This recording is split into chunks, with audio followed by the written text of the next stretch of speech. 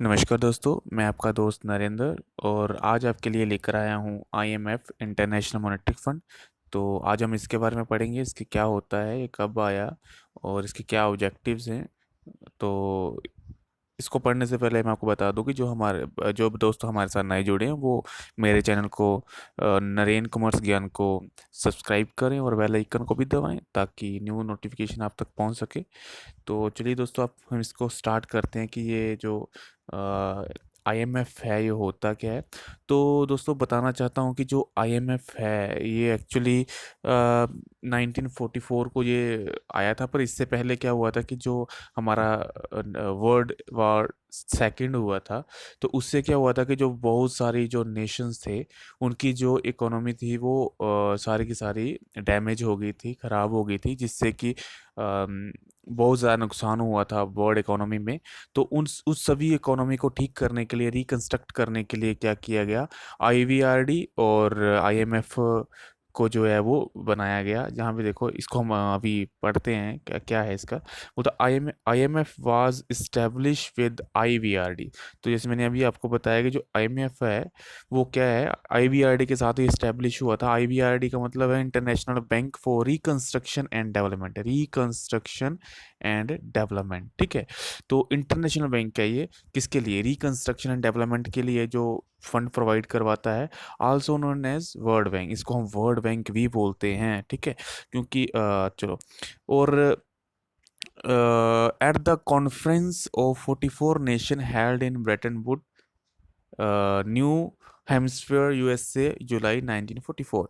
तो क्या हुआ था कि जो यूएसए में 1944 को क्या हुआ था कि 14 नेशन ने मिलकर ब्रेटन वुड जो है वो क्या की थी, एक सम्मेलन किया था, कॉन्फ्रेंस की थी। तो उसको क्या उसमें जो है वो आईएमएफ और आईवीआर दोनों को इस्टेब्लिश किया था। दोस्तों आपको बताना चाहूँ कि ये जो ब्रेटन वुड की जो कॉन्फ्रेंस है ये बहुत इंपॉर्टेंट है। आपको ये जो इसका जो आईएमएफ और वर्ल्ड बैंक का है, ये नेट पॉइंट ऑफ व्यू बहुत इंपॉर्टेंट चैप्टर है, बहुत इंपॉर्टेंट टॉपिक है। तो आपने इसको एक एक चीज़ को ध्यान में रखना है। ठीक है। तो आगे देखो क्या है, बोलता आईएमएफ केम इनटू फोर्स 27 दिसंबर 1945। जो है वो ये क्या हो गया था, 1945 को ये फोर्स में आया था, 27 दिसंबर को। तो और इसका जो मेंबर्स कंट्रीज हैं अब तक की, वो है 189 जो कंट्रीज हैं वो कंट्रीज इसकी हैं। तो दोस्तों इसमें एक छोटी सी गलती है, ये जो लास्ट में सूडान जो है, ये इसका लास्ट ज्वाइन नहीं किया था। मैं अभी आपको बताता हूँ लास्ट किसने ज्वाइन किया था।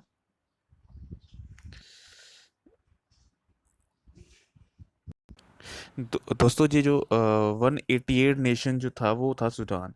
बट जो अब 89 जो कंट्री है वो सूडान नहीं है, वो है नारू, NAURU। ठीक है, नारू। नारू जो है वो जो 189th नेशन था जो इसके साथ जुड़ा था। ठीक है। इसके बाद इंडिया जो है इसकी फाउंडर मेंबर है आईएमएफ की। ठीक है, आईएमएफ और आईवीआर दोनों की ये क्या है, फाउंडर मेंबर है इंडिया। तो इसका जो हेडक्वार्टर है वो वाशिंगटन डीसी है। ठीक है। ये जो बहुत इंपॉर्टेंट चीज़ें हैं, जैसे फाउंडर मेंबर, इसका हेडक्वार्टर, ये कब एग्जिस्टेंस में आया था, इसकी लास्ट कंट्री कौन सी जुड़ी है साथ में, नाउरू बताया मैंने 189 वाली। ठीक है। तो इसके साथ और इसमें है कि जो इसका जो मैनेजमेंट है वो, इसका जो कंट्रोल है वो किसके हाथ में होता है, बोर्ड ऑफ डायरेक्टर के अंडर इसका जो मैनेजमेंट आता है वो ही इसको मैनेज करते हैं। ठीक है। इसके बाद each governor has got the right of 250 votes. हर एक गवर्नर, हर एक कंट्री का एक गवर्नर होता है, और हर एक कंट्री का गवर्नर एक एक्स क्या बोल सकते हैं, ऑफिशिएट जो इसका मिनिस्टर होता है। दोस्तों इसका जो होता है गवर्नर जो होता है, इसका फाइनेंस मिनिस्टर होता है एक हर एक कंट्री का, वो इसका जो है गवर्नर होता है, हर एक कंट्री का एक गवर्नर होता है। ठीक है। तो उसके पास जो है वो 250 votes on the basis of membership on one additional vote of SDR 1 lakh of Kota SDR। ठीक है। तो उसके पास इतने वोट्स होने चाहिए और SDR जो इसके 1 लाख होना चाहिए उसके पास, ठीक है। एसडीआर मैंने बात की, एसडीआर जो होता है स्पेशल ड्राइंग राइट होता है, जिसको हम गोल्ड पेपर भी बोलते हैं, जो हर एक कंट्री के पास होते हैं, ठीक है।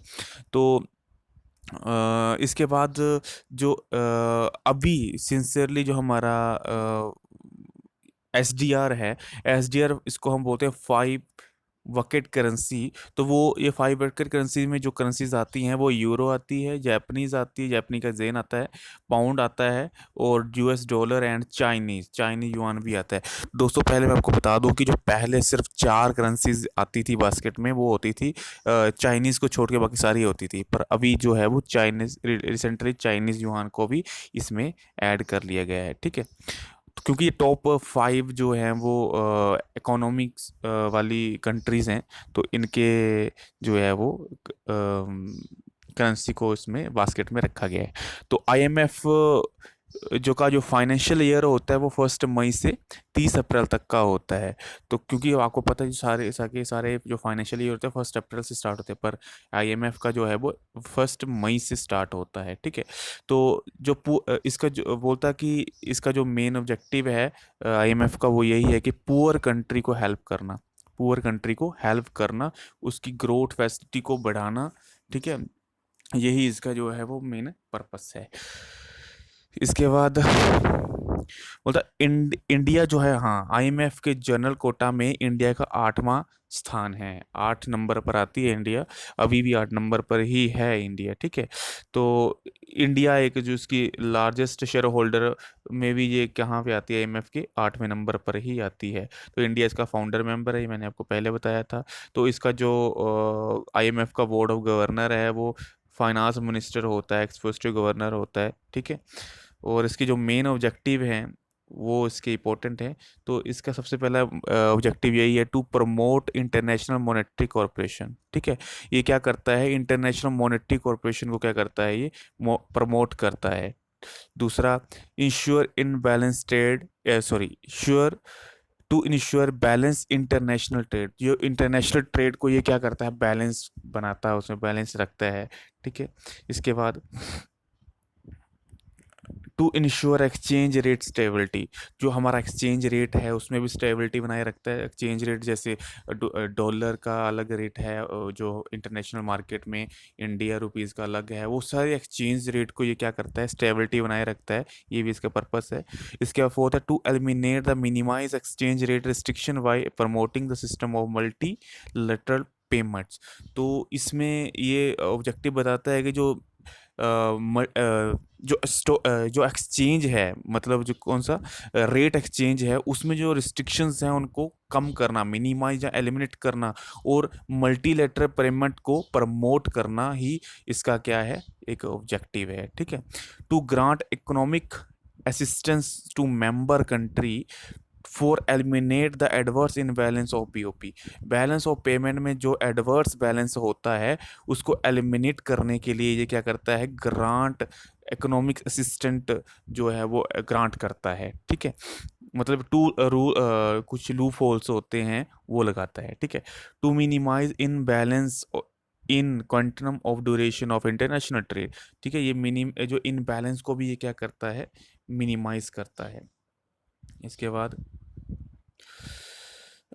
IMF was establish to provide short term assistant. हाँ, एक चीज़ ये भी इसमें आती है कि जो आईएमएफ है, IMF international monetary fund short term के लिए ही, जो शॉर्ट टर्म जो बैलेंस ऑफ पेमेंट डिसइक्विलिब्रियम है उसको ठीक करने के लिए शॉर्ट टर्म फैसिलिटीज़ प्रोवाइड करवाता है, ठीक है। और जो वर्ल्ड बैंक है वो इससे थोड़ा अपोजिट है, वर्ल्ड बैंक जो है वो लॉन्ग टर्म जो टर्म के लिए जो है वो सर्विस प्रोवाइड करवाता है, पर आईएमएफ जो है वो शॉर्ट टर्म के लिए करता है, क्योंकि बैलेंस ऑफ जो पेमेंट का जो डिस्क्विलिब्रियम है वो हर ईयर का आता है, एवरी ईयर का आता है, तो एवरी ईयर के लिए ये क्या करता है, बैलेंस प्रोवाइड करवाता है, ठीक है।